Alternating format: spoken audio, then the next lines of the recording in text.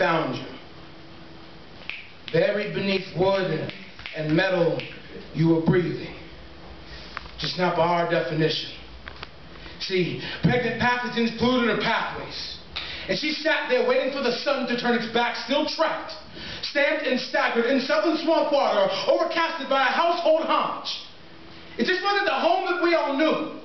See, everybody bailed on this place once progress completed. They thought they had checked all the village patrons, but a peek in the door, a scream, and spray painting the outside does not equal secure, and it's been 6 years since that water took over.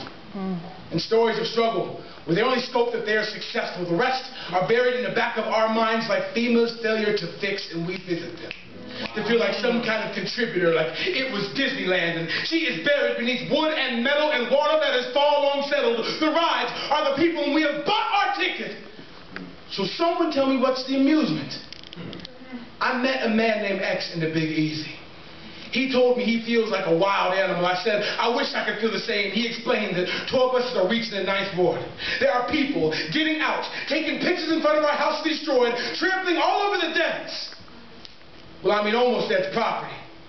And meanwhile, within 10 miles, you can't even find service. Within 10 miles, you can't even check your own damn mail. Within 10 miles, you can't even get publicly transported, meaning that they can flood in the thousands, and not one of them can trip out, and they're touring in tragedy. I mean, survive.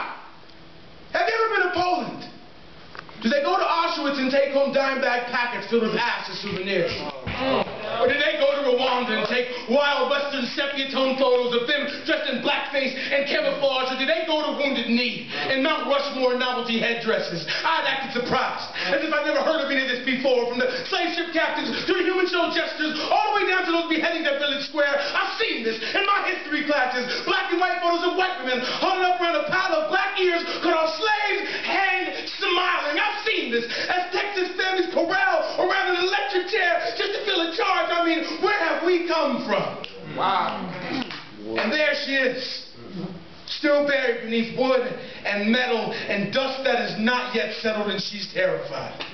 The camera flashes remind her of stars that she's given up hope on a long time ago. The steps making their way from the French Quarter to the 9th ward sound like that levee cracking again. So I beg you, put down your fucking cameras.